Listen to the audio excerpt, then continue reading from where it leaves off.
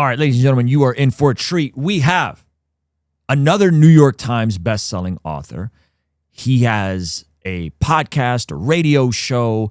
He is a local church pastor of Calvary Chapel, Chino Hills. The legendary, if I may say so myself, Pastor Jack Hibbs. Thank you so much for being here. Thanks for having me. Great. All right. If you could pull that microphone just a smidge towards you. Yeah, there we go. Yep. All right. So, man, we got a lot of stuff we're going to talk about. Israel, dispensationalism, Christian nationalism, all the isms today. Let's do it. Okay. But before we jump into that, for folks who are totally not familiar with who you are, I've heard of you for probably decades. You pastor 14,000 people over at Calvary Chapel, Chino Hills. I got actually a lot of friends that attend your church. Always hearing great things. So just folks who may not know who you are, tell us a little bit about you. Yeah, just real quick. Born in San Diego, moved up to Orange County when I was young. No God, no religion in our family. During the Jesus Revolution, the 70s, wound up going to Calvary Chapel, Costa Mesa. Chuck Smith was the founding pastor there. Greg Laurie, the famous Greg Laurie, would do Monday nights. And so I went to a Monday night service, and I'll shorten this up quickly. Heard the gospel for the first time in my life. I was 19. I'll never forget it. It was June 20th, 1977 was a Monday night. Couldn't believe what I was hearing. He actually taught a message, and Greg gave it to me later on in years, and that message was called How to Inherit Hell. And I was just kind of going, I was living it all out, and I was so convicted. I was, all of a sudden, a room of 2,000 young people, I was all alone. I mean, I was nailed, and I didn't know what was going on. I had no Christianese happening in my life. And so when he said, come forward to give your life to Christ, I got to tell you, man, it was a struggle because I immediately got up and I went forward, but I looked around and everybody was bawling and crying, and I wasn't. And so I thought, what's wrong with me? Did it not take? Did that not take? But I believed everything I had heard, and I knew I was guilty. And so, but lo and behold, I got to tell you, within an hour, this is how I knew I was different. My thoughts were different. I thought in my mind, well, I guess I better call my friends and we'll go see what the party is tomorrow. And in my head, if this makes any sense, I didn't hear a voice. I just knew inside, we don't do this anymore. We just don't do this anymore. The appetite was gone. That said, I just dove into the Bible. You got to keep something in mind, please. I stuttered profusely all my life. Bad. So I dove into the Bible and just studied it constantly. And I went to every Bible class. And then I went to the Bible college that was on campus because I could hide in the Bible and I didn't have to say anything to anybody. I knew I had a new life. But I got to tell you, the more that I acquired Bible, the more I was blowing up on the inside. I wanted to tell somebody. Fast forwarding again, I was able to, by God's grace, meet a young woman on the beach. She was a great Baptist girl from Anaheim First Baptist. That was my wife, Lisa. 48 years ago, met her. We've been married 47 years. It would be this June. Wow. And amazing woman of God. And so, my background's biomedical engineering. I was working at Baxter Healthcare in Newport Beach, a supervisor of a research lab. I love science, and I was totally content sharing the gospel the best I could with people. And I was at a prayer meeting, and this man said, he laid his hands on me, really old man. And he said, God is calling you into the ministry. And I thought, this guy's nuts. I'm fine. And he doesn't even know that I don't know how to talk because it's a prayer meeting. I was silent. And so he's saying what he said. And I thought, well, yeah, right. Okay. Well, years went by. And when we moved out from Costa Mesa to Chino Hills, the Lord had radically, without any weird bells and whistles, the Lord radically healed my tongue in an instant of time. Wow. And I was full of Bible, and now I had a tongue. If you have the time, go look at Mark chapter 7. There was a guy there whose tongue was bound, and Jesus took him off to the side and spit on his fingers and touched the man's tongue, and his tongue was loosed. Man, when I saw that in the Bible the first time, I just broke down. That was me in the Bible, so to speak, 2,000 years ago. And so it was like an instant healing of your stutter, instantly gone. Instant. There were no cameras. There was nobody around. It was instant. And so having the Bible in you, I don't know if people realize this or not, but I think Christians can get kind of fat and lazy to have the word in them and not tell anybody. Let me tell you, if you have the word in you and you cannot tell anybody, you wish you could. And so when that happened, I just exploded. And so when we moved to Chino Hills, we asked some neighbors if they'd want to come to a Monday night Bible study. So the first night there were 6 of us, my wife and I and 2 other couples. And it just started growing and growing. And Chuck Smith at Costa Mesa said, let's make that a Monday night home Bible study from Costa Mesa. So we did, and it just grew. We wound up having about 150 people on a Monday night. All packed into your home, or did you guys move on to a building? We actually packed them into, it wasn't mine. We had to move over to another house that was bigger. And then what happened was we wound up having people into homes nearby with those days, big video cameras. We'd run a cord into other rooms. It's crazy. And then you guys had the first multi-site. Isn't that funny? And so, my goodness, wow, 1993 is when I retired from my job. I resigned. I shouldn't say retired. I resigned after 13 years. It was one of the hardest things to do, even though I knew I was supposed to do it. I loved my job. And we did Sunday mornings, and people showed up, and they've been showing up ever since. And yeah, that's awesome. Okay, so you're coming out of the Jesus revolution, the Jesus hippie movement. Was this? Did you happen to ever be around? This is probably a deep cut, but Don Apsher, name sound Don Apsher. I don't know the face. I know the name. Yeah. Don Apsher was an elder at our church out here for a while, and so he's. Oh my goodness! Yeah, he would always tell us the stories of the Jesus revolution. It was crazy. Lonnie Frisbee, the whole thing. If you got to church 1 hour before it started, you were too late. You could not get in. It was amazing. So, what did you make of Pastor Greg's movie, The Jesus Revolution, and like kind of living through it, but then seeing it on a big screen? Yeah, I mean, knowing that Greg's going to watch this right now, he's not going to be. Anyway concerned about what I have to say.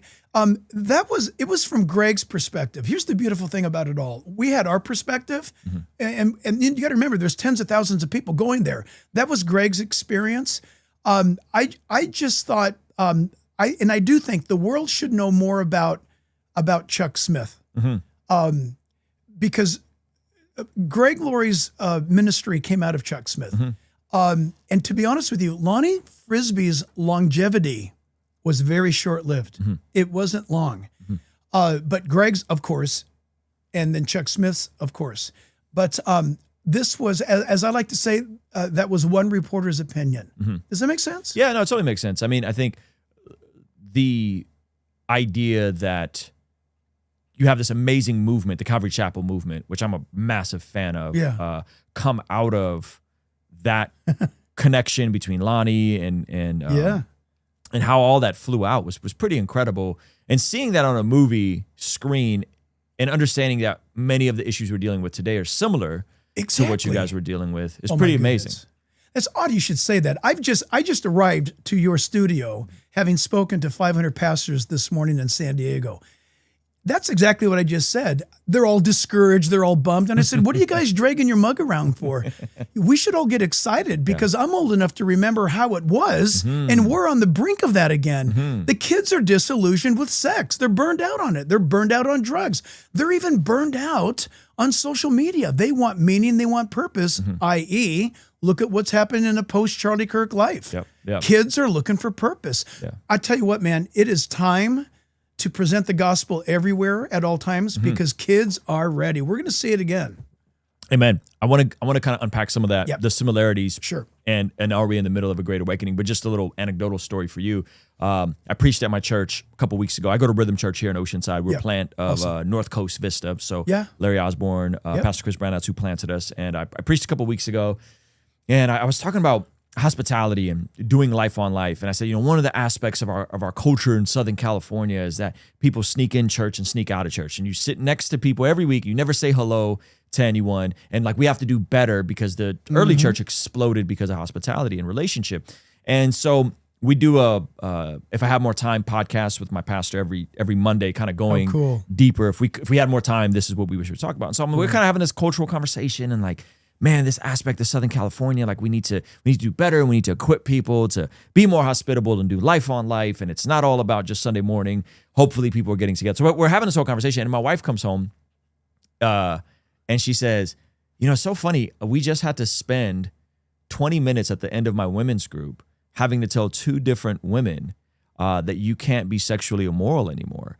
And they're, one of them is like, hey, I'm so looking forward to the weekend because I can go and hook up with someone. Yeah. And so they have to pause the Bible study and explain to them, like, fornication's out, sexual immorality is out, all these things are out. And so I'm texting my Pastor Jeff, and I'm telling and George, and I'm like, it's so funny. We're talking about hospitality and being more friendly. There's people in our Bible studies right now. That's right. That need to be told they can't have sex anymore. Exactly right. Yeah. So it's just like crazy how things are changing. Well, and what you're talking about is the loving thing to do. Mm-hmm. That is, I'm sorry if I offend anybody, but people use the word, well, that's community. Forget the word community. That's doing church. Mm-hmm. Church cannot be drive up, drive away. Yep. And I don't care. Listen, I was saved in a gigantic church. Mm-hmm. And it was never big. I'll tell you the reason why. And I encourage every big church, right?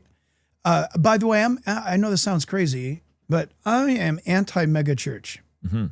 And I happen to be a pastor of one. The pastor of a mega church is anti-mega church. Folks, you heard it here first. I'm telling you right now, because listen, I grew up in a massive church, and here's what we did. We were encouraged to get out and say hi to those that are around us. Notice, in every church, people kind of pretty much sit in the same place every week. Man, that is an open door. Get their names. Say, hey, you want to go out to lunch after church? Mm-hmm. You don't have to reach 10,000 people. Why don't you reach the 10 that are right there? Yeah. Then start doing ministry together. Yep. Sign up. Yep. Go to the square dance in Riley's farm, or take the surf trip, or let's go to Israel together. Mm-hmm.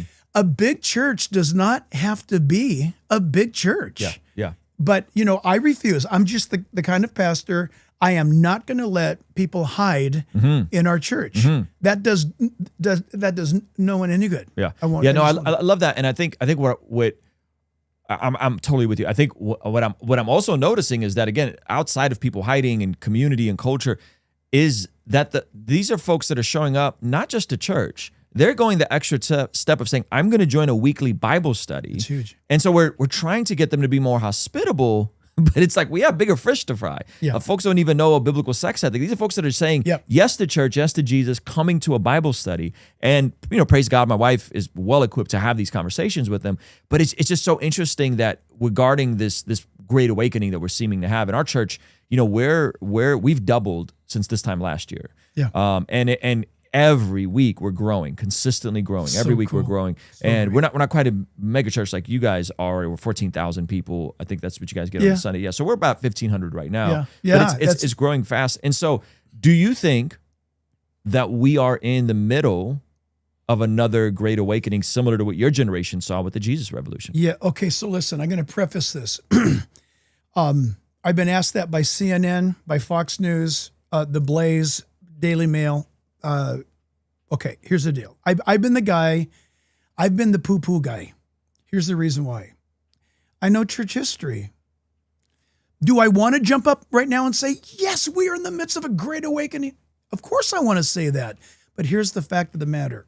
Remember, an awakening is where the lost get found, right? The lost come and seek truth.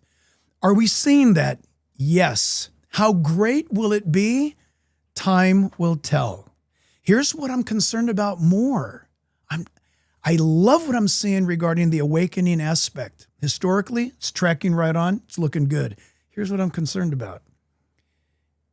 A lot of people are going to church now. What kind of church are they going to? In history, God has always first revived the church. And then an awakening followed, meaning this: the church got holy, beautiful, on fire, awesome, and then the lost, so to speak, was looking through the window saying, I want some of that. It's a little different this time. I'm hoping that there's a revival within the church. Remember, the church is revived and the lost is awakened. That's the definitions. If that happens, I'm telling you, it could be the biggest of all time. Yeah. Yeah. I love that. And I love that you connected it to like, hey, we don't want to have a big church. Cause I always say, hey, if there's revival here, which I'd like to think there is, I don't think revival is going to happen over screens like this. I don't think it's going to happen in stadiums. I don't think it's going to happen in big buildings necessarily. Yeah. I think it's going to happen at dinner tables. I think Right it's going to on. happen You're in living 100% rooms. true. And I think that's what people need to be equipped to do. Exactly. You know, Ephesians 5 says, that the leaders of the church, the pastors, the apostles and prophets, they are called to equip the saints for the work of the ministry. And every time I talk to people, they're like, well, my pastor doesn't do this. I don't feel fed, or I da. And it's like, you're supposed to do the work of the ministry. Do it. Exactly. I got to tell you, last Sunday, we have a men's group, but then once a month I get with the men of the church, and it's from 4 to 6 p.m. Last Sunday night, we had close to 2,000 guys show up, and I have never seen this happen before. These guys, now we deliberately do not stream it. There's no women allowed. It's a men's service, and it's all about building biblical masculinity from the scriptures. What does the Bible say? If God made man, and he did, then he wrote the manual. Let's find out how to do it.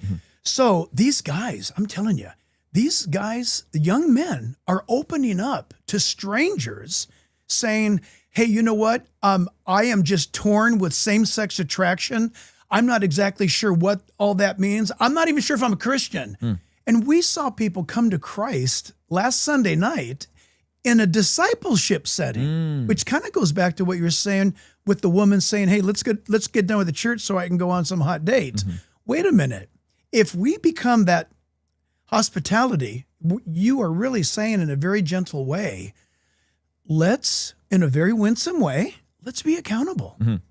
Yeah. Let's be accountable. Yeah, absolutely. And I think accountability is much of where my own personal sanctification happened. You know, I was going to a church for several years, but it was when I decided to step in to a small men's group, the end of my junior year of high school, that I had already been kind of going to the church and the youth group, but it was the end of my junior year of high school when I said, you know what, I'm going to take this thing seriously. I'm going to be a part of a local community that then the sanctification and the accountability came from, you know? Awesome. And so I think it's important for people to do that. And again, not to brag about you guys too much, but the beautiful part about Calvary Chapel is that you guys have a cohesive manner across the churches, but every church is kind of different. True. You're going to get good Bible teaching. You're going to get opportunities to connect.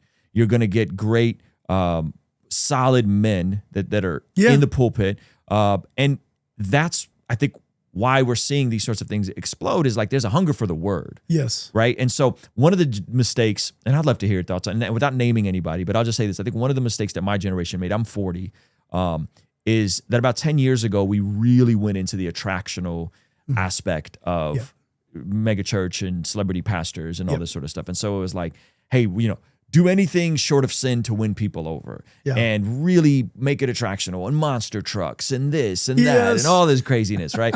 and I understand the heart and the intent. And then when there was opportunities to speak on Oprah or speak on, you name the platform, what do you guys think about abortion? What do you guys think about homosexuality? They didn't answer those things. They crumbled. They didn't answer them publicly. And now what we're seeing is a generation of people that are like, hey, I don't want to be coddled. I'm probably going to disagree with you, but just tell me the truth. Like, what does the Bible really say? And teach me the scriptures. Teach me the scriptures. You don't have to give me a 3-point talk about it with an illustration and in a movie night and all this other stuff. Yeah, just teach me the scriptures. Isn't it awesome? Paul the apostle told Timothy, give attention to reading. How simple is that? Yeah. Somebody, one of my youth pastors just this Sunday, maybe you know about this. He said, did you see what happened? I think it was in Texas, where a church opened up their doors for 75 hours or 76 hours, and people came in and they read from Genesis to Revelation behind a microphone. Like each person had like 20 minutes. They read through the entire Bible, and then they broke open in worship. And everybody was talking about the impact that it made on their life. And when asked why, they said, I heard portions of the Bible I've never even heard before. All that to say this, Jesus said, and we can talk about this later if you want, it's your show. Jesus said, my sheep hear my voice they'll follow me, and a stranger they will not listen to. So right now there's a lot of division. Look, division going on in the church. I don't think so. I'm not panicking about it. I see pastors wringing their hands because they just lost a few people because of mentioning Israel or mentioning gender or mentioning COVID or mentioning BLM going back in time now, mentioning this, that, and the other thing. Oh, we just lost 10 people. How do you know you lost 10 people?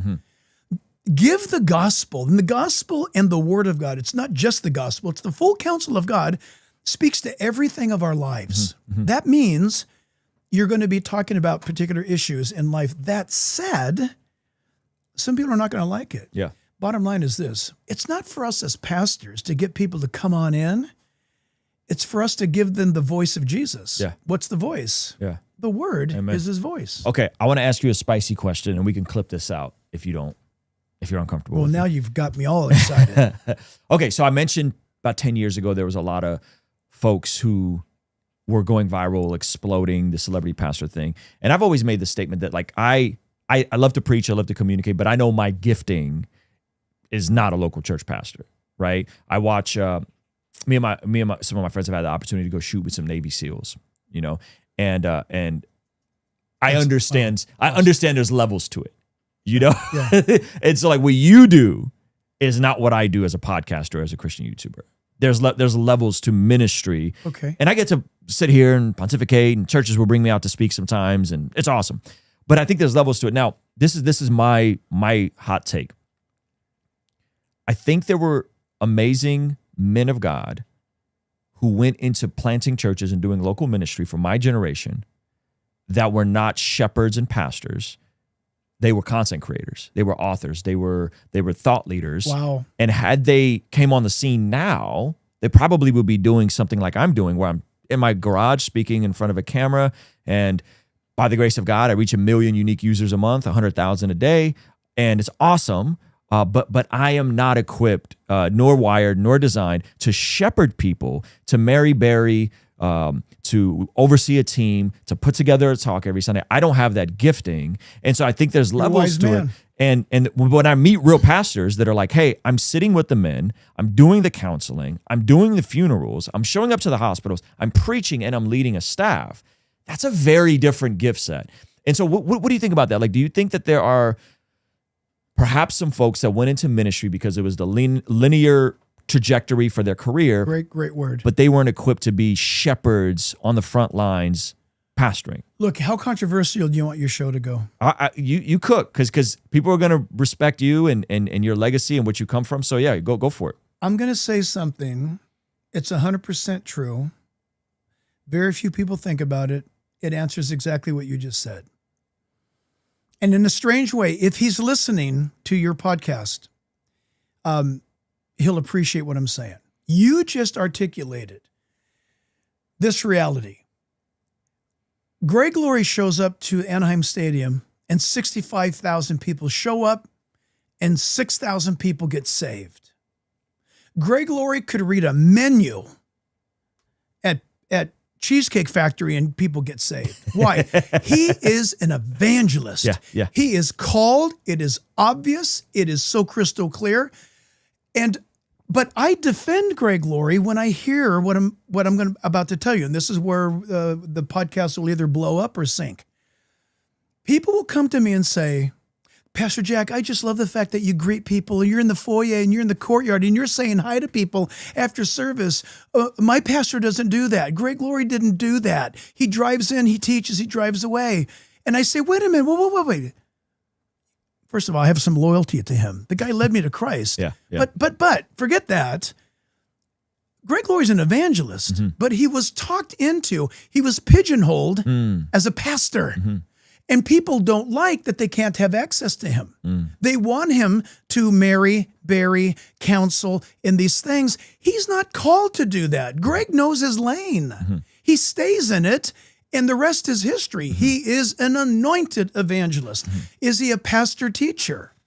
I don't think so. I'm going to get mail on this. But I'm standing on the firm word. There's pastor teacher, and of course there's overlapping gifts, but there's also the gift of evangelist. Which one does Greg Laurie most fit? A profound calling. Primary calling, clearly evangelist. Me, I can't lead anybody to Christ. I will mess it up so bad. But once you lead them to Christ, give them to me because I'll disciple them. I'll teach them the word. You know your lane, and you're a young man, and you're wise in recognizing that. A lot of people think they've either got to do everything or they're supposed to be the next whatsoever. And they're like the round peg in the square. It's just not working. And you're going to have some trust in the Lord to speak to you about your gifting and calling. And when you do that and trust him, I think that's when a person's ministry will blossom. Yeah, that's good. That's definitely a hot take. And I love Pastor Greg. Yep. He's also extremely creative. Oh, and extremely prolific. Like he's written 100 books or something crazy. Well, you said creative. Do you know what he? Have you been to his office? I mean, he's been here, and this this is the coolest thing ever. When he was here, we didn't have this bathroom, so I think he was the first guest in this room. We had just moved in, and he walked in through where you walked in, and he had to go use the other bathroom. My kids were there, just like they were here doing homeschool. And he ended up stopping and spending like 15 minutes just drawing pictures for them and just hang. It was the sweetest thing. I got video of it. I'll show you after. Maybe I'll play it here. I don't really show my family online, but it was the coolest thing. So he's so creative. Right. That's exactly why I just asked you this. If you go to his office or if you look at his notes, his sermon notes, look, Greg Laurie sells best-selling books. I think Greg Laurie should actually put his notes together and sell those because they're brilliant. How he thinks, I can relate to in a very tiny way. I wish I could be more like him, but Greg is Technicolor, and he's a great cartoonist. And remember, his ambition was to work for Disney. He wanted to be an illustrator, a cartoonist for Disney. That said, it comes across so beautifully in his evangelistic delivery. But would to God that more Christians knew their lane, right? Yep. I think the church would do better if we operated in our lane. And some of the old greats would say that if that happened in your local church where people served with their gift in their lane, your church would have a revival. Amen. Amen. Okay, so let's talk about Israel a little bit because the reason you got recommended to chat. Tell me. I don't even know. Yeah, so it was a couple friends of mine that go to your church. Okay. And every time I do a video about Israel, I would read the scriptures. I would say, we could look at Romans 11:25, all Israel will be saved. And I would say, man, I think Israel, something is going to happen in the future with Israel. I don't know what that is. And I've been to Israel and I love Israel. However, I do believe that the church is God's people for today, but there's some sort of promise for Israel in the future. I don't know what that looks like. Oh, this is awesome. And now what I don't think is we go to the extreme of giving the government and specifically Benjamin Netanyahu a blank check to do whatever he wants. And if there are things that are questionable, and I pointed to a specific couple things, we should say, hey, that's not okay. That's bad, right? Of course. And so every time I have this conversation, I have folks that go, you're a dispensationalist. You just don't know. You're a dispensationalist because you're using dispensational language. You just don't know. You're a dispensationalist. Yeah, and I've had multiple friends say that. My buddy Ear to Hear has a great YouTube channel called Ear to Hear. He said that. Mike David from a group called Sharp Dialect, he goes to your church as well, has said that to me. And so every time I have this conversation, I'm like, I think the church is the church and it's the people of God. Yeah. I don't like the idea of new Israel. I don't like that terminology, right? But I think they're grafted in. And then I think there's some sort of uniqueness to whatever's going to happen in the future with Israel. I hope it's a future revival. I don't know how it connects to the eschatology, right? Are you a premillennial, a post-millennial? I'm a pan-millennial. I think it'll all pan out in the end, right? Yeah. I don't know how it's going to work, but there seems to be something there. So help me understand. My understanding of dispensationalism is the extreme versions where people say stuff like Andrew Klavan from the Daily Wire, for example, and I love the Daily Wire, and I love Ben Shapiro. It says stuff like Ben Shapiro doesn't need to come to Jesus; he's doing just fine. And if he came to Jesus, it would be bad. I've heard other folks, I can't think of the names, but saying stuff like Jews don't need to be saved; they don't need to come to Jesus, right? And I've heard that side of dispensationalism, which I would reject. I don't think that's biblical. But I do believe the church is the children of God. I believe we are grafted in, and that is how God primarily moves today, is through the local church. So am I a dispensationalist or am I not a dispensationalist? Help me understand. This is beautiful. You're going to fix all this for me. I mean, I hope to and I'm nobody special. It's not me. So imagine for a moment, all of your viewers taking a big, deep breath and letting that out and read the Bible, start in Genesis. So what do we know? The word, first of all, dispensation, it appears in Scripture. Let's remember that. Mm-hmm. It appears in the book of Ephesians, for one thing, twice. Okay. That said, what does it mean? Mm-hmm. What part of Ephesians? Do you remember? Ephesians chapter 1 and 3, I believe it is. Okay. What translation? In fact, Because I could pull it up while New you're... King James. Okay, New King James. Look it up. You got it. And I apologize. I've got my Bible, but my eyes are shut today. No, you're good. Okay, so you tell me when you get there. So it appears in the Bible, and a lot of people who have a certain bent, they don't even like to admit that it appears in the Bible. Ephesians what? Ephesians 1, and I think also chapter 3. Okay. Dispensation in the English. Okay. What does it mean? It simply means in fact, if you look up the word, it's going to say something to the effect in the Greek, the management of a household, of time, or the management or the prerogative of a governor regarding time or resources. It's an interesting word because when we think dispensation, I think most people think like that it's a problem. It's not, and I got it on the screen for you, by the way. You can't see it, but we see it here. That in the dispensation of the fullness of times, he might gather all things to Christ, both which are in heaven and which are on earth. So go ahead. I just wanted to pull that up. Number one, it's in the Bible. Okay. Notice the context. Notice what you just read.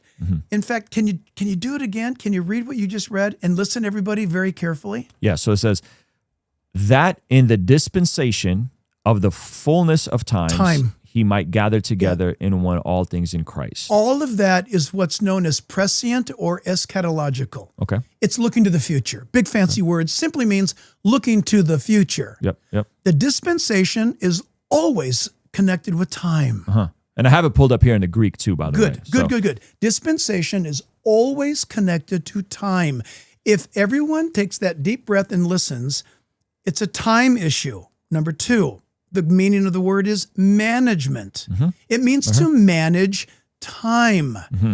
Isn't it interesting that Isaiah 9:6 tells us that Jesus Christ, speaking of the Messiah, a messianic passage of Isaiah 9:6, that he is the Prince of Peace, the Counselor, and the Father. It calls Jesus Father. And so, wait a minute, we have two fathers?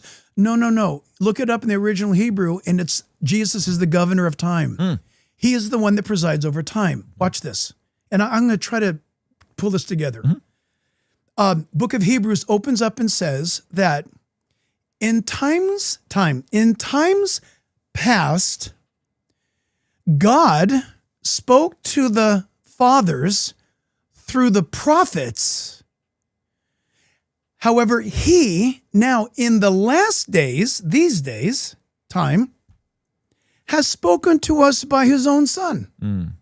What did I just tell you? I just gave you the definition of the word dispensation, the management of time. In Isaiah 9:6, Jesus is the governor of time. Of course, Psalm 40, also the book of Hebrews, behold, in the volume of the book, it is written of me, speaking of Messiah. So Genesis 1:1 says, in the beginning, God created. You know this well. There's no such thing as physical creation unless you have time. God existed outside of time. He's timeless. When he created time, all things physical, and people forget, time is physical. We know that in a laboratory. We can tamper with time. That said, people freak out over dispensationalism conversations, and I'm going to be blunt. People freak out over dispensational issues because it doesn't fit their man-made theology. Now, there I go. I said it. So what do you mean by that? If you do not adhere to the Bible, letting it speak for itself, let it talk. I'll be sarcastic, lovingly sarcastic. Couldn't the God who made this whole thing talk to us plainly? I believe he can, and he did, and he does. That said, we have the time management between from creation of the physical universe to the creation of Adam. That took a time.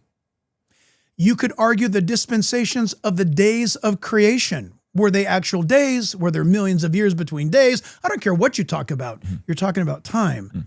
That's a definition of a dispensation. Now, from the creation of Adam to what? The coming of Abraham. That's a dispensation of time. The way God was speaking after Adam coming up to Abraham, God was doing what God does. He's sovereign over time. Then you've got the Abrahamic covenant. You've got Noah. You've got Abraham. You've got multiple covenants. Instead of people figuring it out that this happens, that in various times God spoke and now does through his son, that's actually dispensational. And people get all upset because if you actually believe what it says and you don't want to, because you've got a denominational, you're okay, everybody, get mad at me. He's okay. You can get mad at me. If you follow your denomination more than the Bible, so for example, you could ask me my loyalties to Calvary Chapel. Answer, none. If Calvary Chapel departs from the Bible, I'm departing from Calvary Chapel. How's that? Okay, that said, if you let the word speak for what it says, here's what you find out. That in the fullness of time, God sent forth his son, born of a woman, born under the law, Galatians 4:4. That's a dispensation. You can't argue it any other way.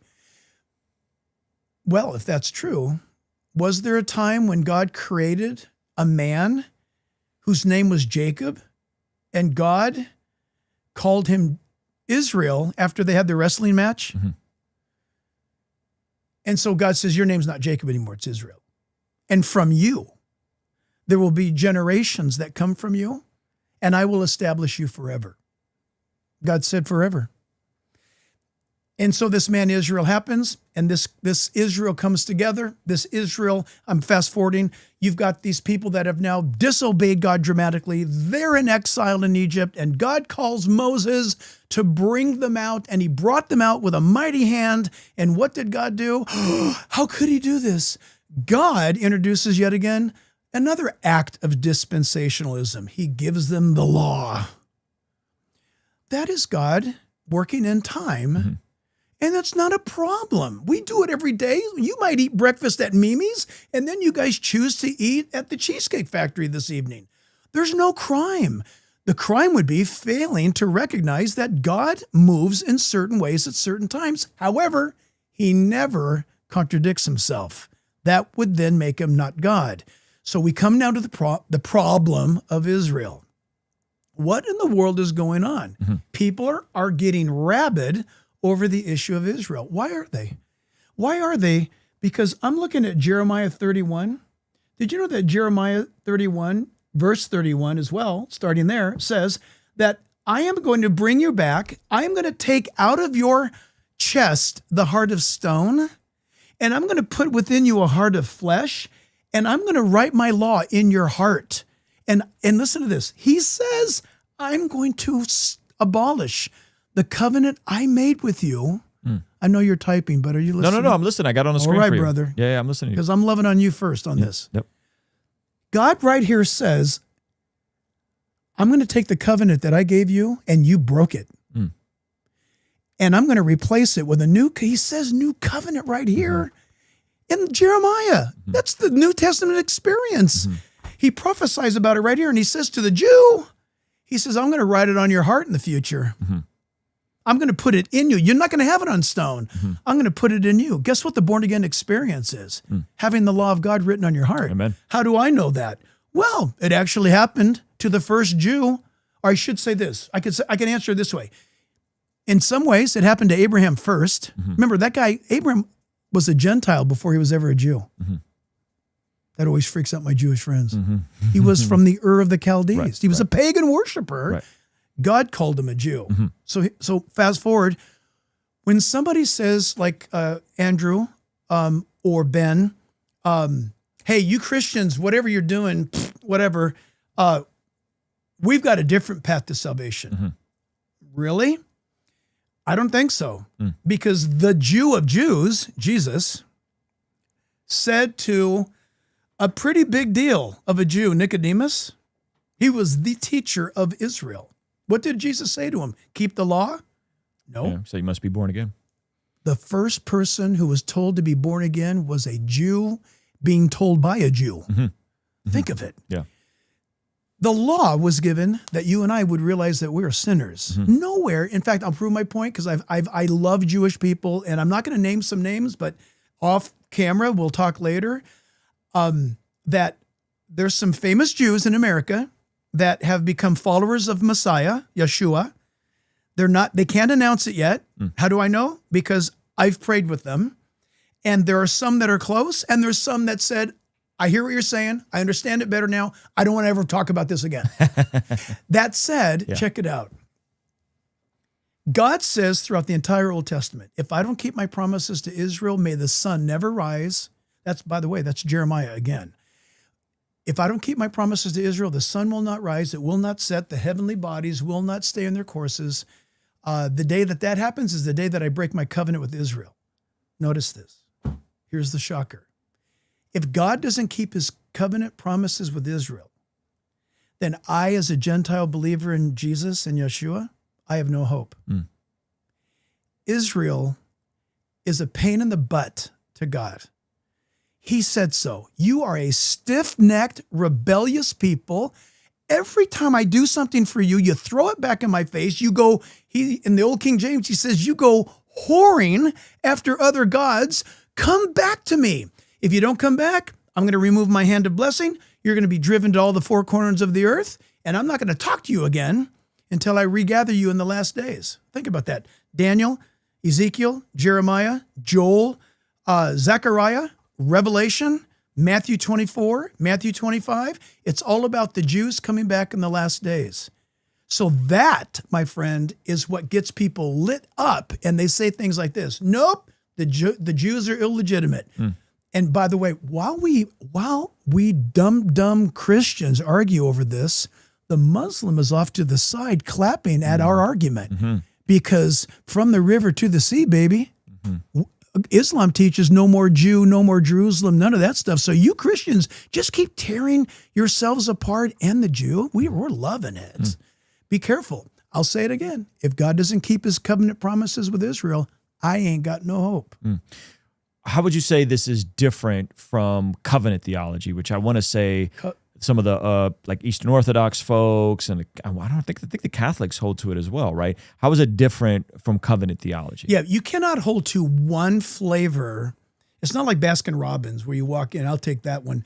You cannot hold just to one flavor. So, for example, if you say, I am a covenant theology individual, you need to understand, are you sure? You better check the basket that holds all the rest of that stuff because your eschatology is going to be screwy. You're going to have to now spiritualize scripture. That's not really what he meant. You'll hear this a lot. Well, what I believe this is saying, it's what he really meant was beware of that kind of talk. God is so good that he not only says it once, he says it over and over and over again because we're kind of hard-headed. So covenant theology, I would watch out for that. I would watch out for, obviously, replacement theology, which, again, is Muslims love Christians' doctrine on replacement theology. But isn't it interesting, though? Replacement theology says Israel has abandoned God, so he's abandoned them. We've taken their place, and so we inherit everything that was given to them. Are you sure you want to stick with that? Because if you're going to be true to your logic, you are actually picking all the blessings that God said he'll give. And God said, if you disobey me, here's the curses. And if some Christian comes up to you and says, oh, I've never disobeyed God. Or, for example, if the Presbyterian denomination says, oh, we were perfectly obedient to God. I mean, come on, nobody is. So you just can't say, well, we'll take the blessings of Israel, but not the disobedient curses. Replacement theology makes no sense. It doesn't make any sense. So, sorry. No, that's good. That's good. Okay, so in terms of, because I have eschatology questions for you, but in terms of some of the pushback to this, and they're coming in the comments, just so you know, they're going to be, Sure. They're going to say, I expect it. Well, how do you come to the conclusion that the modern state of Israel, established in 1948, is the same Israel Beautiful. in the scripture, and more specifically, hey, they're secular, they Yes. are pro-choice. Pro-LGBTQ, Homosexual, all the things, liberal as all get out. yeah, and then you have their own eschatology that That's right. some would say on the far right end of the spectrum in Israel is perhaps driving some of the mistreatment of the Palestinian people. Yeah, I'm not denying any of that. Okay, I would be an idiot to deny any of that. But here's the truth. The truth says in Ezekiel, God says, by the way, everyone read Ezekiel chapter 36, 37, and 38. Mm-hmm. This is about all the nations rising up against Israel. But it's more than that. Yeah. Because it starts out with him saying, Ezekiel, take a look at what you see. I see a valley of dry bones. Everybody's dead. Mm. And he says, can those bones live again? Mm-hmm. And he said, only you know, Lord. And he says, those bones is the house of Israel. They've been dispersed to all the nations of the world. In the last days, I'm going to breathe my breath. And God, listen, in the vision, Ezekiel sees God breathing his breath over the bones, and the bones stand up. Mm. And it says the sinew comes on to the joints, and the flesh come on. And God tells Ezekiel again, that's the house of Israel. And here's where it gets incredibly awesome. This is why Bible prophecy is designed to embolden us. God says to Ezekiel, I'm going to call them back into their own land from the four corners of the earth in the last days. And they're going to come back in unbelief. But I'm going to gather them. Mm-hmm. They're going to till the land. So stop, everybody. Prior to 1948, what was the land of Israel like? By the way, I'd encourage all of you to go to YouTube, to PragerU, and type in the Israel Test by George Gilder. The guy's not even a Christian, I don't think. And he's not a Jew either. George Gilder. Go take the Israel Test. Prior to 1948, Israel was a dust bowl. Mm-hmm. God says, I'm going to bring them back. They're going to plant vineyards. They're going to harvest wine. They're going to raise cattle. And they're going to take the waste places and they're going to make them inhabitable again, all in unbelief. It's not until Ezekiel 38 that God rescues them from a war. And it says, and then they will believe in me. Interesting. Everything's tracking perfectly right now. Okay, so I got Ezekiel 37 pulled up here, and I'm trying to find the verse about, you said in the last days they will be, dry bones will be revived and come back to the Lord. Chapters 36, 37, and then the battle happens in 38. That's when their eyes are opened. Interesting. Okay. So I've heard about the nations rising up to the Lord, this idea of, so then he said, speak a prophetic message to these and say, dry bones, listen to the word of the Lord. This is what the sovereign Lord says. Look, I am going to put breath into you and make you live again. I will put flesh and muscles on you and cover your skin. I will put breath into you and you will come to life. Then you know that I am the Lord. And so you're saying this is about Israel being hardened. I'm not saying. If you read all of that chapter, he says it's Israel. So don't take my word for it.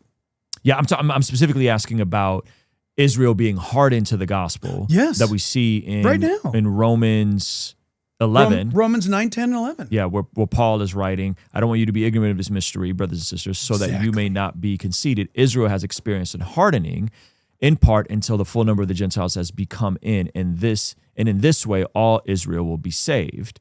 As it is written, the deliverer will come from Zion. He will turn godlessness away from Jacob. And this is my covenant with them when I take away their sins. As far as the gospel is concerned, they are enemies for your sake. But as far as election is concerned, they are loved on account of the patriarchs. Wow. For God's gifts and his calls are irrevocable. Is that awesome? I think this is the part when I read that this. Gives me comfort because he's not going to lose me.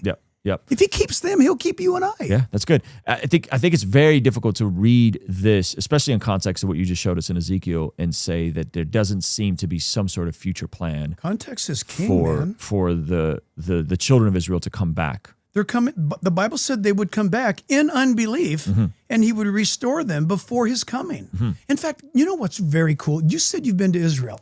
Yeah. Do you remember? I don't remember how familiar you are to the Eastern Gate. It's also referred to as the Golden Gate.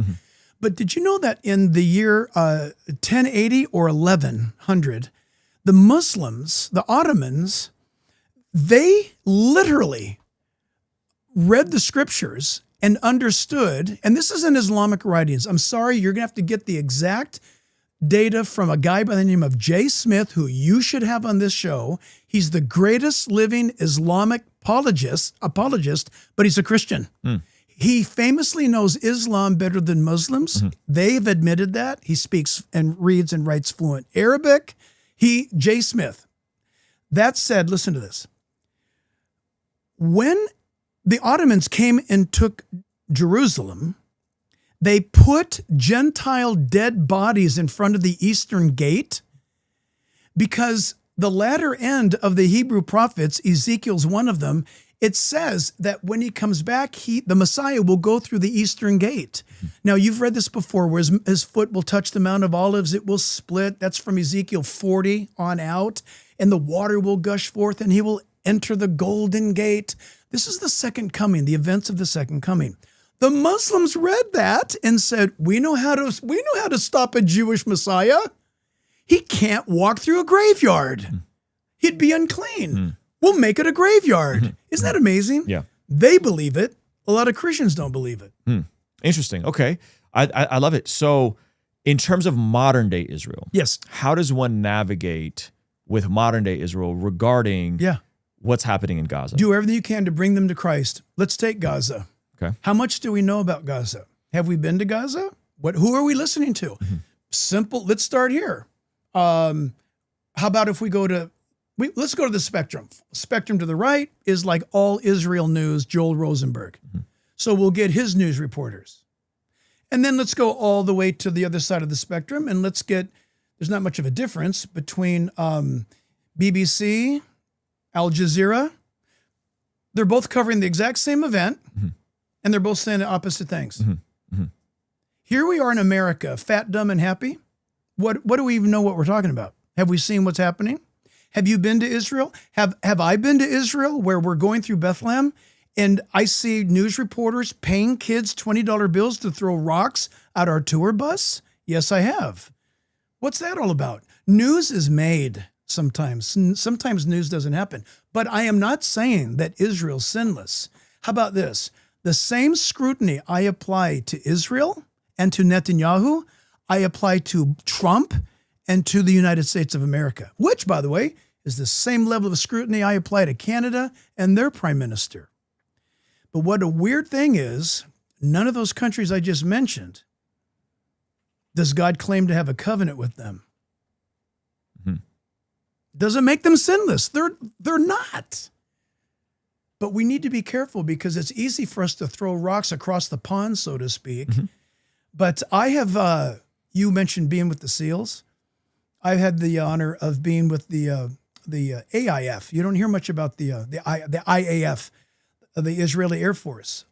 I have seen in real time Israel's response while I was in Israel on an air base when rockets were launched from southern Lebanon.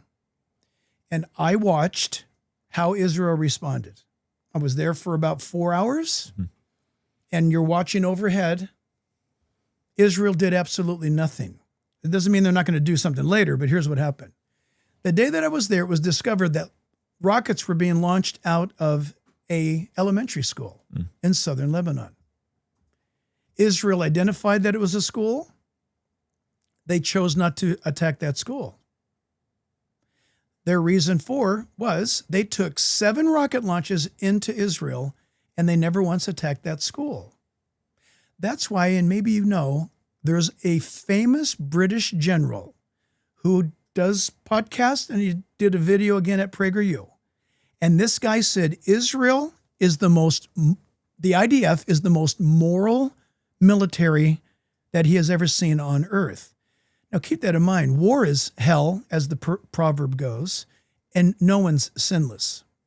But we need to be careful that while we're throwing stones at Israel, we can throw those same stones at America. The point is this. It's not going to be right till Jesus comes back. So what do?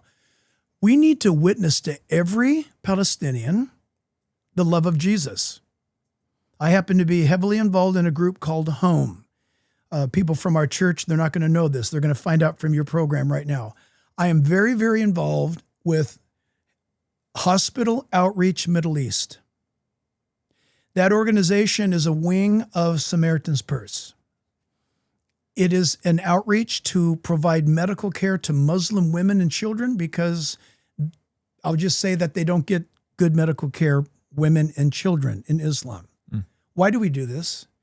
Because when we're giving them medical care, we're giving them the gospel. Okay? What about Jews? Jews need their Messiah. They need to hear. And if we get a chance, I'd love to show you, you'll appreciate this. I will show you a verse that to this date, after being a Christian for 49 years, I've never had one rabbi refute the verse about Messiah from the Old Testament. So you can't let me go. I'm an old guy. I'm going to trust you. You got to remind me. That said, the Bible commands you and me to provoke the Jew to jealousy, doesn't it? Mm-hmm. We are supposed to cause them to want the Messiah that we know. And then when we say to them, hey, you know what? I don't know what's going on with Netanyahu. I don't know what's up, but your prophets told me that God sets up kings and he tears kings down. That's God's business. Let's pray for him and let's expose what's wrong. Of course. But let's keep this in mind. Being a Gentile, I'm a Gentile, but my God's Jewish. Jesus died on the cross. He's the King of the Jews. And you guys should listen to him. Oh, we can't do that. We can't do that. He was a heretic. Well, I can prove to you that he wasn't. And my dialogue with Jews, it's fun. But I'm telling you, don't let someone say to you, well, we just have to turn a blind eye to all that Israel's doing. That's stupid. No, you don't. But you need to understand, God said, I'm going to bring them back. They're not going to believe in me. They won't believe in me until I, Ezekiel 38, supernaturally deliver them from an incredible invasion. Then, timestamp, there you go. Timestamp the word then. You have to look at the word then in light of that word again, that dirty word, dispensation. Because God says, when this war takes place, then they will begin to believe in me. That's a dispensation. Yeah. So it sounds like you're saying you don't just turn a blind eye if and when Israel misbehaves. You don't, you definitely believe Jews need Jesus and they need to place their faith in Jesus. You are saying that there is some sort of future great awakening that's 100%. Going to happen when there's a deliverance that happens. Absolutely. And so do you think that there's time and place to correct folks that perhaps go too far on the pro-Israel side? Of course. Where they're like, hey, you know, any critique you present is always, because that just so you know, that's what I'm experiencing. Like I went on the Sean Ryan podcast and I said, I read that verse. By the way, I love that guy. I want to go on his podcast. Yeah, he's great. He doesn't know who I am, but I love that guy's show. So I read the verse and we said, hey man, we don't like what's happening in Gaza, but for me, it's very difficult to look at Romans, to look at Ezekiel and not acknowledge that God has some sort of future plan for Israel. And even in the most gentle critique, I have some household names, I'll tell you who they are offline, that are messaging me and saying I need to be re-educated on Israel and I don't know what I'm talking about. And like I've been to Israel, I've been to Gaza, I've seen these sorts of things. I'm also Armenian, and so I've been to the Armenian quarter, which isn't open to most people, right? Unless you know someone there. Yes, exactly. So I also know some of the tensions that Armenians face. I know some of the tensions that the Christians face. Yeah. I actually know much more about Israel than the average person. Yeah. And so it's like there is this idea that like any criticism about anything related to Israel is met with such a vitriol and everything is anti-Semitic. I think it's ignorance. And I go, hey, like I don't think that. I was talking to Michael Knowles and he was talking about, hey, you know, they shot a church in Gaza, one of the few standing churches, and he said, hey, they're saying that it was an accident, and he was like, and I could say that I think we need less accidents to churches in Gaza. So here's what I would say, because again, remember my background is more science. Let's see if we can create it and then break it. Mm-hmm. So I would ask Michael Knowles sarcastically, I'm just lovingly being sarcastic. Hey, Michael, who said it was an accident? The IDF said it was an accident. Okay, so in the IDF who said it was an accident, Well, how did you determine it's an accident, Mr. IDF person? Oh, because Billy Bop over here pulled the trigger while he was sneezing or something. We just need to question things before we judge things. Let's do some fact finding, and I'm all for that. But please, people need to realize that the Candace Owens approach is actually borderline mental case. Okay, There's something seriously wrong. What do you mean? The Jews did everything. The Jews killed Charlie. The Jews, everything about the Jews, and the Jews. And honestly, if they're that powerful, then why aren't things way better for them? If they control Hollywood, why do they absolutely reek at controlling PR? They're terrible at it. If the Jews are so fantastic at all this stuff that she claims they are, or so bad that they are, everything is, she's just, I'm sorry to say it, just blame the Jew. In fact, I don't know if you saw, what's his face? Who's the guy, Tatum? Officer Tatum just did it. Brandon Tatum, yeah. I just talked to Brandon a couple days ago. He just did a cool podcast on,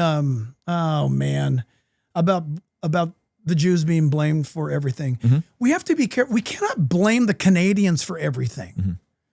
Well, we're not talking about Canadians. That's exactly right. But we cannot just, I tell you what, if the conclusion regarding world events is easy for us to immediately spew, we're probably wrong. Yeah. No, I'd agree. I think the idea that the Jews are, I think it's so ridiculous because the second most populated Jewish city is New York City. And they're about to elect a Marxist Muslim mayor. Yep. And so it's like, if they control everything. Yeah, what's with that? Well, they can't even control their own city. Exactly. Hey, so I got to ask you. Yeah. So you mentioned a few times, 3 times regarding the future, regarding Israel. We can have some fun with this way. Okay. Do you believe that Jesus Christ is going to return to earth? Yeah, absolutely. Then where is he going to return to? I want to say Jerusalem. Why do you want to say that? I mean, that's always been my reading of the scripture. Yes, you read it in the scripture. Not only does it say Jerusalem, it says that he's going to set up his throne. Do you know where? In Zion. Do you know where Zion is? Because you've been there. You may not remember, but you probably walked all around it. Mount Moriah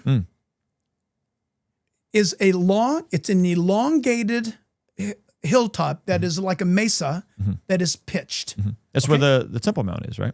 Correct. So watch my hands. So here's the city of David. If you took that archaeological, there's the city of David, and then you go up, and then you've got the Al-Aqsa Mosque, which is the gray dome. And then you have the Dome of the Rock Mosque. That's the other one, the famous one. And then you've got the Temple Mount area. And if you keep going up, you go outside the old walled city. The bus station is over there. It's the northern gate. That's how you get to Damascus. There is a hilltop there, the highest ground of Moriah. It's not rocket science. It's a place called Golgotha. That's the high ground. Way down below, and I may be off, but I won't be too far off.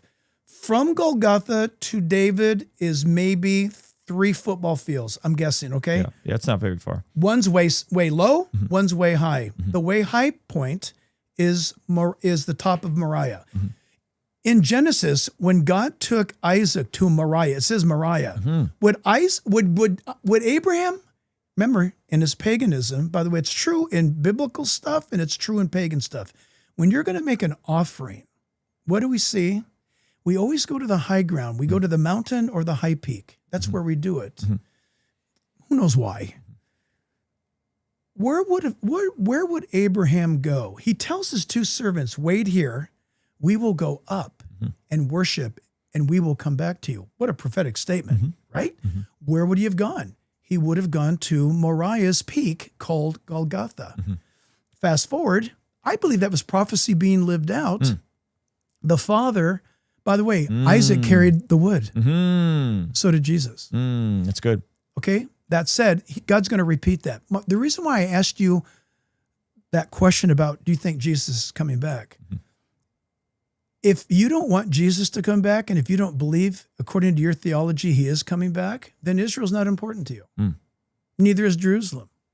In fact, why don't you plant some dead bodies in front of the gate, and why don't you rename the city Aila Capitolina and remove in 135 AD,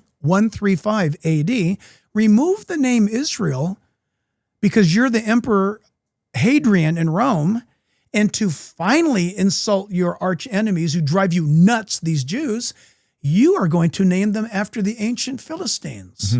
But in Latin, it's Palestinian or Palestine. There was no such thing until 135 AD. If you want to erase the Jews, you might want to rethink your strategy, because Christ is coming back. He's coming back to be the King of Jerusalem. His throne's going to be in Zion. And if Jesus doesn't sit on the throne of David, we got the wrong one. Yeah. I've always understood it that the same place where Abraham was willing to offer Isaac as a sacrifice, same place where the temple was, right? And then there was another historical moment there. There's a lot of historical moments there. Remember, this is kind of cool. Remember when they brought the Ark of the Covenant to Moriah? Yeah. David, remarkably, they would have parked it probably where the temple area would be. But David, it says that David went up to the higher ground and he pitched his tent and he worshiped the Lord there in his own tent. I can't prove this. This is kind of romantic. Sure. But I wouldn't doubt if David worshiped the Lord at what is called Golgotha. That's interesting. And you're saying, according to Scripture, Jesus is going to come back to Golgotha. Well, it doesn't say Golgotha. It says that Jesus is coming back to Jerusalem, right? Ezekiel 43 to 45 tells us that he's going to establish a temple. He's going to have a temple there. So I'm assuming that's going to be on the Temple Mount. And that he's got to be enthroned in Zion. For Jesus to fulfill ancient Hebrew prophets, he's got to be enthroned in Zion. You remember Palm Sunday. The people started shouting, Hosanna, Hosanna, blessed is he who comes in the name of the Lord. Go back now and read in the Old Testament, for example, Psalm 118 and others. When is that going to happen? Isn't it interesting? Jesus said, you're not going to see me again until you say, blessed is he who comes in the name of the Lord. Translation, my translation. I came, the nation rejected me. Not, by the way, the nation. Many Jews believed in him. Remember, the first church was all Jewish. Yeah, that's right. We forget that. That's right. But he says to the nation, the next time you see me, you will say, blessed is he who comes in the name of the Lord. You're speaking of the nation. That means there's going to be a nation. Is it Netanyahu? Forget about the Netanyahu stuff. These guys are there in unbelief. They're legit. God brought them back. But are they born-again believers? No, they're not supposed to be. But as I meet a Jew, I do everything I can to lead a Jew to their Messiah. And someday, look, there's individual salvation, like you, like me. I have Jewish friends who are well, they don't like using the term born again, but they'll say, yeah, I'm born again, but I'm a believer. That's how they refer to themselves, believer. Because I don't know if you remember ancient history, church history, the Christians were not called Christians until Antioch, when the pagan Romans were making fun of us and they called us little messiahs because we were running around telling everybody about his message. The Jews, they don't like the label Christian. Okay, fine, I don't care. In fact, I'm not sure if I like it anymore because everybody seems to be a Christian on Sunday. Satan might be a Christian on Sunday. I like being called a believer. I love that. So that said, man, if there's no Israel, if there's no future to Israel, I ain't got no hope. Interesting. Okay. No, I like it. I think it's a balanced perspective on it from everything I'm hearing. I don't disagree with anything you just said. So it's interesting. So then those folks who would say the Jews don't need to be saved, and they're doing it in the name of the same prophecies, they're doing it in the name of the same or similar dispensational viewing, would you say they're off and they're wrong? They're off. They need to evangelize the Jew. They need to go find a Jew. You know what? You're making me think. I wonder why they don't tell the Jew the gospel, because you know Jews will not read the New Testament, right? So how did Paul the Apostle, how did Jesus, how did Peter, how did James and John preach the gospel and prove that Jesus was the Messiah without the New Testament? They preached it from the Old Testament. Exactly. Yeah. So today, you know what? I think if we just slowed down and made became better students of the Old Testament. Mm. We should be able to argue that Jesus is the Messiah from the Old Testament, just like the first century church did. Mm-hmm. Right? Yeah, that's good. That's good. Okay, so you told me you had a Bible verse from the Old Testament that proves that Jesus is the Messiah. I could pull it up here and the logos too. And will your audience see it? Yeah. There's a screen here. You probably can't see it, but there's a screen. So here we go. Okay, what's the verse? This is the everlasting Jew stopper. Okay. Proverbs 30, verse 4. Before you read it, backstory. Okay.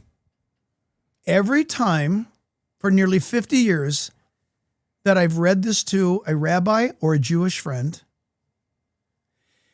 I'll do it in English because that's what I know. Mm-hmm.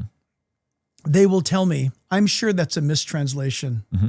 I'm sure that's wrong. Yeah. It can't be that in Hebrew. I've heard that a couple times from folks who are they don't like the Isaiah, Jewish folks that don't like the Isaiah passages. And they're like, oh, that was contaminated, and that's the that's what they're told. Yeah. They called it the forbidden scriptures. Uh-huh. Their rabbis told them. Yeah, because of the suffering servant is just like a spitting image of Jesus. Yeah, so absolutely. Guess what? This is cool. I'm so glad you just said this. I'm going to give you a forbidden verse. Okay. Here's the cool thing. How many? Wait, before you get there, because I love where we're going. How many forbidden verses are there for the Jews? You're talking about, and I'm not going to get them all. Sure. You're talking about Isaiah 7, Isaiah 9. Mm-hmm. You're talking about Isaiah 53, forbidden. You're talking about Daniel, the book, forbidden. Mm-hmm. You say, why would they forbid Daniel? Mm-hmm. Because eventually you're going to get to Daniel chapter 9. Mm-hmm. If you keep reading Daniel chapter 9, you're going to get to verses 24 to 27. Mm.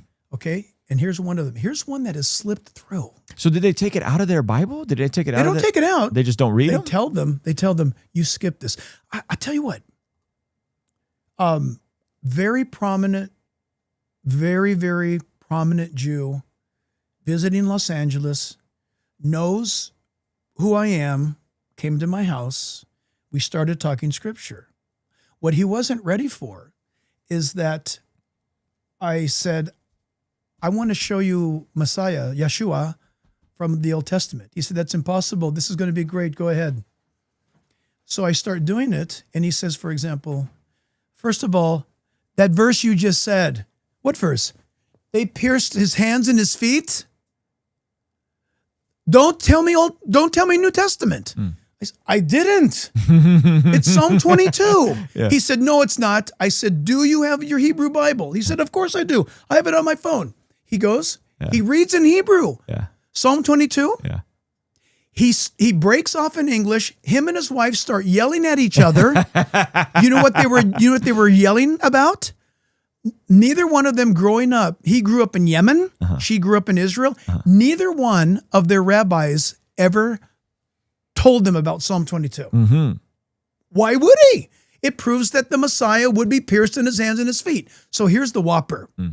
It is Proverbs 30, verse 4. It slipped through. They failed to block this one. Okay. Can you read it? Yeah, I'm going to put it on the screen. And if you're Hebrew, go read it in Hebrew. Okay. So I got it up in the NLT. I could pull up any translation you want. But Proverbs chapter 30, verse 4 says, who but God goes up to heaven and comes back down? Who holds the wind in his fists? Who wraps up the oceans in his cloak? Who has created the whole wide world? What is his name and his son's name? Tell me if you know. Yeah, that's good. So, yeah, that's good. That's good. That's great. So all around the Dome of the Rock Mosque, it's in blue and yellow font, Arabic. You know what it says? God is not begotten. Okay, I agree. God was never born. I get it. He's eternal. God was not begotten, nor does God have a son. Did you know it says that in Arabic all around the Dome of the Rock Mosque? Why is that a big deal? Why do Muslims want the world to know that God doesn't have a son? Yeah. No, that's good. That's good. No, that's great. All right. I think you made a really strong case for this. Okay. Can I ask you a couple more questions about this, and then we can move on, talk about whatever you want. So the John Hagee is the dual covenant theology guy that says that Jews don't need to be saved. That's who he is. And I think that gets lumped in with dispensationalism, it sounds like. Pretty prominent voice. Tragically, I could not, I don't know how to say it other than I could not disagree more. Yeah. Okay. All right. I'm gonna ask a controversial question. Okay. But it is I think it's good. How do I ask this? Okay. So establishment of Israel, 1948. There's this miraculous wars. They keep winning and keep winning and keep winning. And it's like, man, how is a small nation defeating all these other Arab nations? And it sure does seem like there is prophecy being fulfilled throughout the last 80 years with Israel. But then I think one can argue, or you could see how some people can take that and go to an unhealthy extreme, of course, with the eschatology lumped in. Okay. So one of the things that isn't often talked about, but was brought to light by a Calvary Chapel pastor, is Chuck Smith's views in the 80s around not date setting, but definitely, hey, within this year, within this decade, the Messiah is going to return based on some of this dispensationalist framework with regards to, the establishment of Israel as a nation. And so it's not often talked about in Calvary Chapel circles, but he didn't say dates, and he wouldn't call them prophecies, but there were some predictions made about years that Jesus was going to come. I want to say 1984 was one of them. I'll do better than that for you. Yeah. He said it every year, and I'm going to tell you how. Okay. I was there. Mm-hmm. Chuck Smith would say at the end or the beginning of every year, and we would always wait to hear what his next jingle would be. Mm-hmm. Chuck would say something like this: we could be in heaven in 77. Mm-hmm. It could be great in 78. Mm-hmm. The Lord could come back. If he does, it's going to be fine in 79. Mm-hmm. Chuck did that every year. Mm-hmm. And if you look at the genesis of the criticism, you will hear Chuck Smith say things like, I wouldn't doubt if the Lord comes back soon. Mm-hmm. Heck, I say that. Mm-hmm. But I have never heard Chuck Smith say, June 9th is the day. Mm-hmm. So, yeah, if you want to say, he alluded that the Lord could come back in 72 mm-hmm. by what he said. Well, if you want to take it that way, okay, but he didn't tell you a day or the hour. Chuck Smith believed in what has been the traditional view taken out of 1 Thessalonians 4, mm-hmm. among other scriptures, and that is what a premillennial, pre-tribulational, futurist, literalist, see if I'm missing something, believes. And that is, from Scripture, there's the understanding of the doctrine of imminency. Mm-hmm. And nobody taught that more clearly mm-hmm. than Dr. John Wolvrid. Mm-hmm. He's now gone, mm-hmm. but he was probably the greatest living eschatological theologian on end-time prophecy. That said, there are those who will say, for example, in the those that are in the amillennial camp, mm-hmm. there is no doctrine of imminency. Mm-hmm. That's false doctrine. I hear it all the time. Mm. So you don't believe Jesus could come back for the church at any time he so chooses? He could have come back. He could come back next week, 10 years, 100 years from now, or he could have come back last month. Nope. Okay. Well, I disagree. Mm-hmm. So people get very passionate about that. Look, I'm ready to live and die of old age, mm-hmm. but I'm also ready to meet Jesus too. Amen. Amen. I think I'm working my buns off, by the way. I mean, I know a lot of pastors, and I'm boasting in the Lord, okay? If you knew my schedule, I'd invite you to know it. If you see how little I sleep and what I do, you can ask me any question you want. I am living at full throttle to try to obey Jesus in everything, because he could come back today, but I'm ready to die of old age. Does that make sense? No, it totally I makes think sense. it's harder to live that way, yep. but I'm also eager at the same time. Yeah, no, I'm with you. Okay, so let me just clarify what he actually did say and what he did not say. Okay, so it was the teaching of the fig tree in Mark 13, 28 through 30. Yeah. Okay. And Mike Winger did a video about this, like a really in-depth video about this, meaning the generation that saw Israel become a nation in 1948 would witness Jesus' return. So it sounded like it was a kind of a misinterpretation of Mark 13, 28. Mike goes into that. And so in 1989, Smith admitted he was guilty of coming close to date setting. He was guilty of, this is his quote, of date setting, acknowledging that this was wrong according to the American vision, but he never did set a date, but he was guilty of coming close to date setting. Even if you did not read, he said that he was guilty, I would say to you, that would have been wrong for him to say. Mm-hmm. The prophecy, the Mark passage and applying that to Israel. The blossoming of the fig tree, there's a reason why it's in the Bible. There's a reason why Jesus said it. Yep. But Winger, who I love, he just spoke at our church, by the way, last week. Mm-hmm. Love that guy. Winger, I assume, because he's so thorough, he would have pointed out also that the word generation is translated in that one word is translated with various meanings. Be that as it may, here we are, how you said it earlier, 80 years, almost 80 years? Yeah, well, 1948 is when Israel was founded again. So what is that? It's a lot of years. I don't know. like 77 years, 76 years. That said, I'm glad Chuck Smith said I came really close to making a boo-boo there, because I would have said that's getting too close. Yeah. That's a boo-boo. Yeah. And it's good. It's good that as far as I know, no one in the Calvary Chapel has came close to doing that. Not that I'm aware of. Yeah, which I think is good. No, this is good. Okay, so this is my view of eschatology. You tell me what you think of it. Luke 19, Jesus in the KJV is talking about the 10 bags of gold. It's similar to the parable of the talents, and he uses this phrase in the KJV that I like, occupy until I come. Correct. And in Matthew 25, right after all the spooky stuff in Matthew 24, we see the imminency of Christ preached in the parable of the wise and foolish virgins, which then goes into the parable of the talents, and then goes into caring for the least of these in the last days and separating the sheep from the goats. So my view of eschatology is I don't take a strong stance on any of it. I just try to see what the scriptures say and go with that. But I do think we need to live as if Jesus can come back at any minute by making the most of our time, talent, and treasure.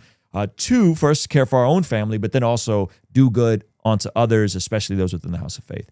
And so I think therein lies the biblical framework, regardless on if you're amillennial, premillennial, postmillennial, I'm a pan-millennial. I think it'll all work out somehow. But I live as if Jesus could come back at any moment in time. But I'm also thinking about my grandkids, and I'm also thinking about their grandkids. You are occupying till he comes. I'm occupying till I come. I did a whole devotional look, on it here. So I'm premillennial, pre-tribulational. But I have set up retirement funds. I hope they don't watch this. I've set up retirement funds for my children and grandchildren. Come on. Yeah. Why did I do that? I had no biblical upbringing. But you know what? I was reading through the book of Proverbs many years ago. Come on. And it said that I should provide for my family instead of my family providing for me in my old age. That switch came on. But I am so in love with the doctrine of imminency, but I have a retirement plan for my kids. Yeah. Well, I think this is a healthy view of eschatology, right? Because what's happened, and I don't know how much you probably don't keep up with like TikTok theology, but there was a whole thing just in September of multiple folks who set dates.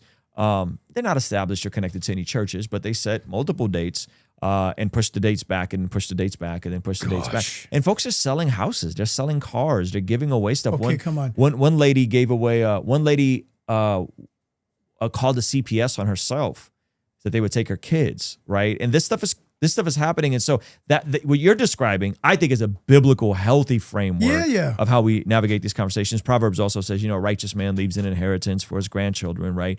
Fathers give houses. And so I think there's a tension there of, man, Jesus can come back at any time. However, I'm still called to occupy. I'm still called to provide. I'm still called to leave an inheritance. And I think that's the part that is hard for younger believers because they're all or nothing in their thinking. I want to encourage those younger believers.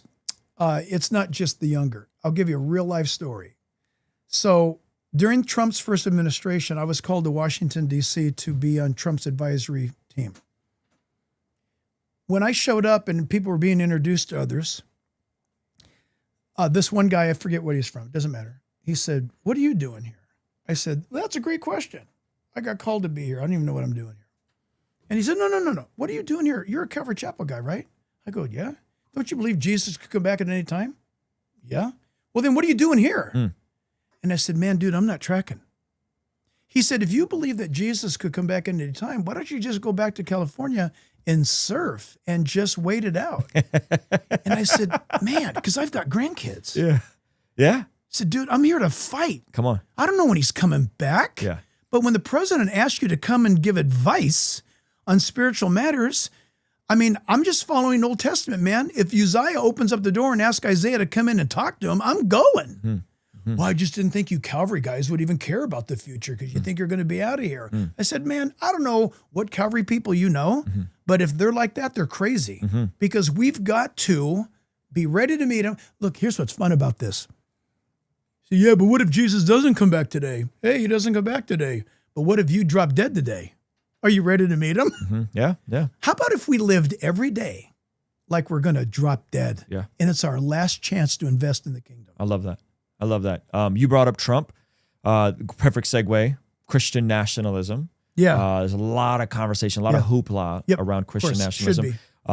A gentleman from your church, Mike Lusso. I don't know if you know who Mike Lusso is. He's a great up-and-coming creator on YouTube. Gosh, no. But Mike, come and say hi to me, will you? Yeah. He did a video on how he thinks Christian nationalism, or the term Christian nationalism, is a psyop because there's so many versions of it. True. And depending on who you talk to, Christian nationalism could mean, hey, we think we should outlaw abortion, and that's bad, and we should not kill babies, all the way to a Doug. Oh gosh, what is his name?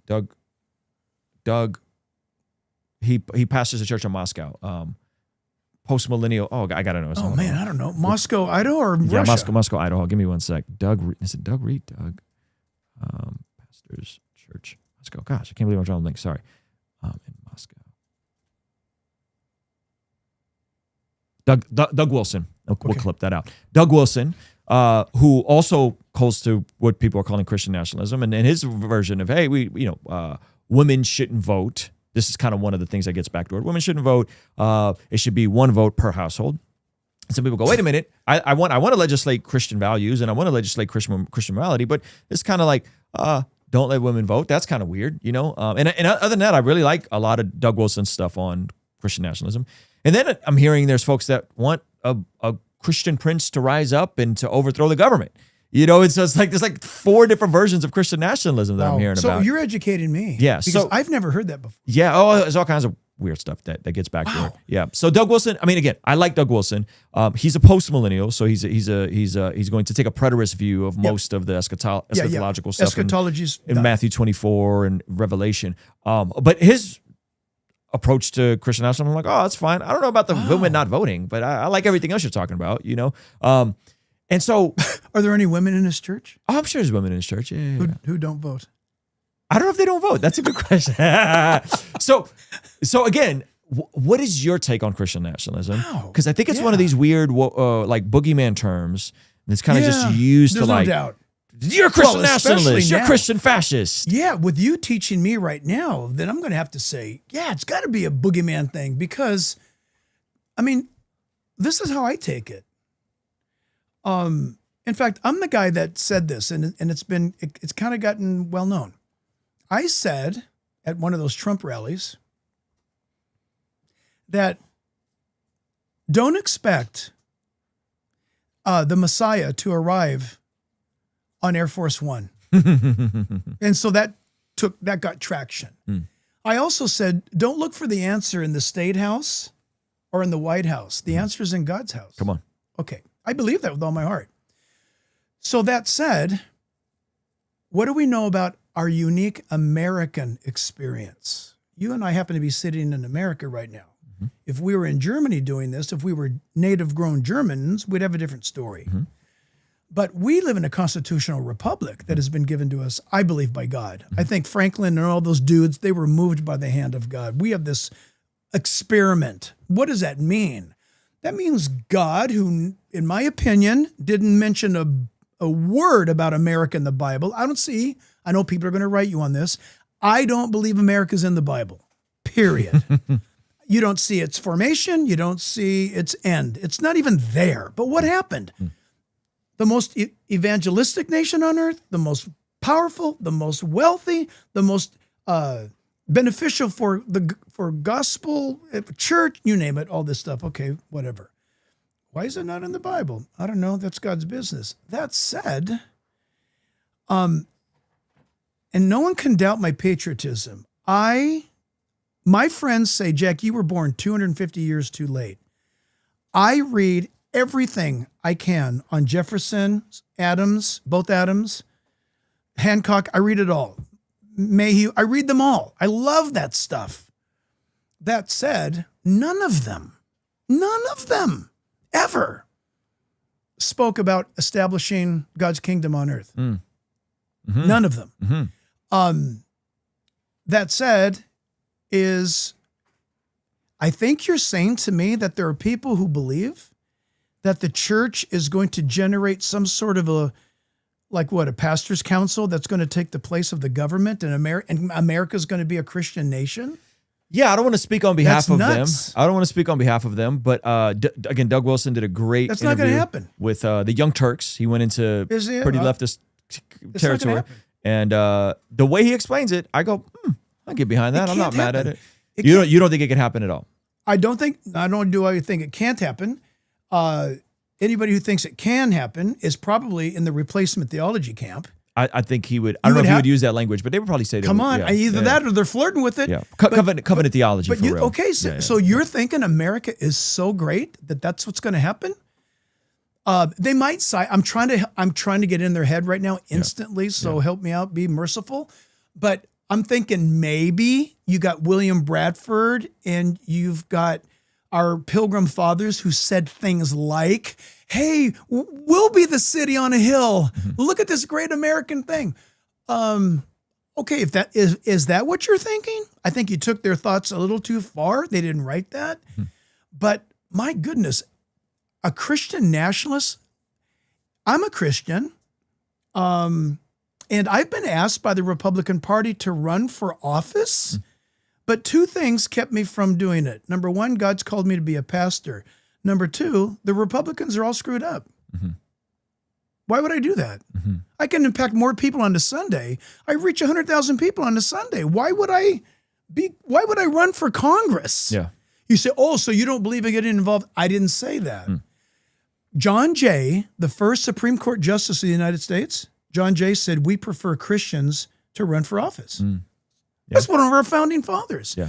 That John Adams famously said, our nation, our Constitution has been developed and given to govern this country, right? He said, it only works for a moral and a religious people. Mm-hmm. It is wholly inadequate for the governance of any other.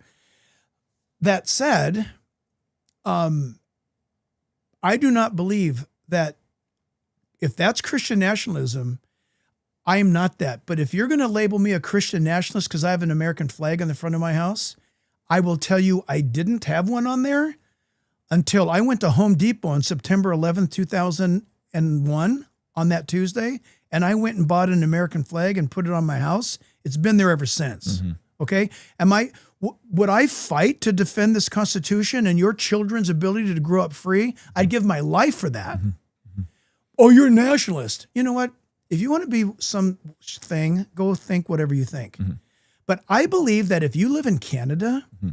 you should love Canada enough to pray for it.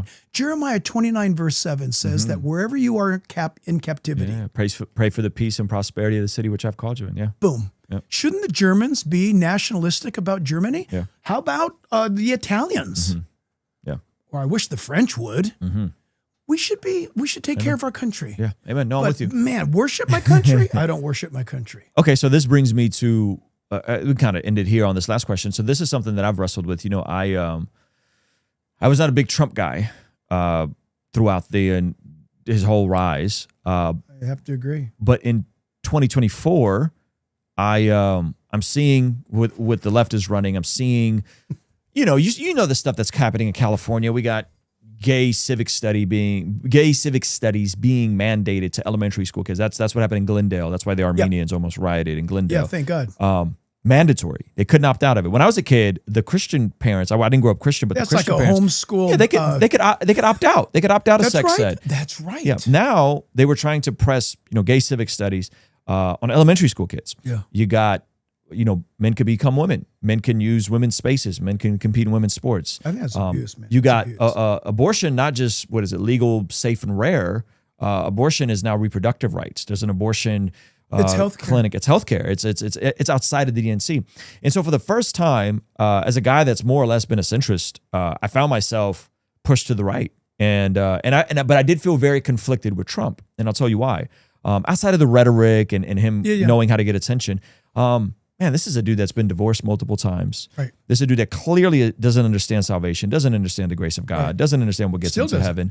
This is a dude that's had quite a lot of sexual allegations against him. Now, I'm not saying those are all true. We don't know if they're true. Yeah, but there's a lot. When there's smoke, there usually is fire. But maybe he's a great guy and just has a bullseye on his back. I don't know. And it was hard for me. It's hard for me to vote for him. And I remember the day of the election, I had just gotten back from a speaking thing. My son was talking. We were having this conversation, Panera, and I said, and he was asking, he's 10, so he's asking me about he's 9 at the time. He's asking me about the election, and I go, son, there's a guy running, Trump, who I agree with on his policies, but he has a questionable character. But I agree with him more than I disagree with him on. And then there's a lady running who seems to have a good character. She's married, and as far as I know, she seems to be upright, generally speaking. But I disagree with her on almost everything. Everything top to bottom. There you go. And it was at that moment when I said that to my 10-year-old, I went in and I voted for Trump. Yeah. Begrudgingly, I voted for Trump. And I didn't endorse him during the campaign, but I definitely railed against Harris because we're in California. I remember her. I remember we know her. The mess that she's done. And by the way, folks, we know Gavin Newsom. That's like nobody. We know him. That's right. And so, how do you navigate that as a follower of Jesus? You've prayed for him. You've been around him. Oh yeah. He needs the gospel. I've spoken with him privately. I spoke with him the day after he was shot. Yeah. And it definitely seems like the Lord preserved him. Come on. I have no doubt about that stuff. I mean, come on. What are you going to say? That's luck? Yeah. Well, there are some people that... know, but I don't... Not luck. That's cool. Full-on conspiracy. I don't believe in that stuff because of this one biblical reason. There's no word in Hebrew in the Bible for the word coincidence. Yeah, it's good. I don't believe in luck. Yeah. That said... Yeah. So how do you wrestle with this? How do you reconcile with this? I had to do the same thing you did. And basically it's this. I would hope that the flock at Chino Hills, that I'm their pastor. I hope they know that I love them, and I will throw myself under the bus to tell them the truth. Okay? I would never expect Trump to do that because he's not a pastor. I'm not voting for a pastor. I want a guy with the best policies possible. Right? Well, this moral thing and that moral thing and this thing and his hair and his comment to Rosie O'Donnell. I don't like any of it either. But God sets up kings. He takes down kings. God gave us a choice between two people. I think I'm going to be responsible for picking one of these people. Well, listen to this. Do you expect me to pick the lesser of the two evils? Yes. Of course I do. Well, how do I know which one? And you nailed it. Thank God you nailed it. Policies. Yeah. Policies. Let me ask you about this. And this is something that I'm post-Trump, we're seeing, I think what the Biden administration did with the border was a complete train wreck. Catch and release in America versus catch and release in Mexico. You and I are about to experience really bad. the fruit of that. Yeah, really, really bad policy.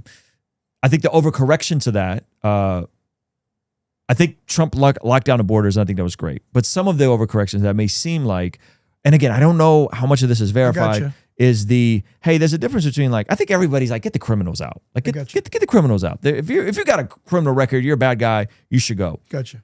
But when you're hearing reports, and again, I don't know how much of this is verified, of hey, this abuela's been here for 20 years. These folks have been here for 30 years. They don't have a criminal record. And it seems like some of those folks are getting caught up in it. I understand that every immigrant took a risk to come here if they came here legally. I get that.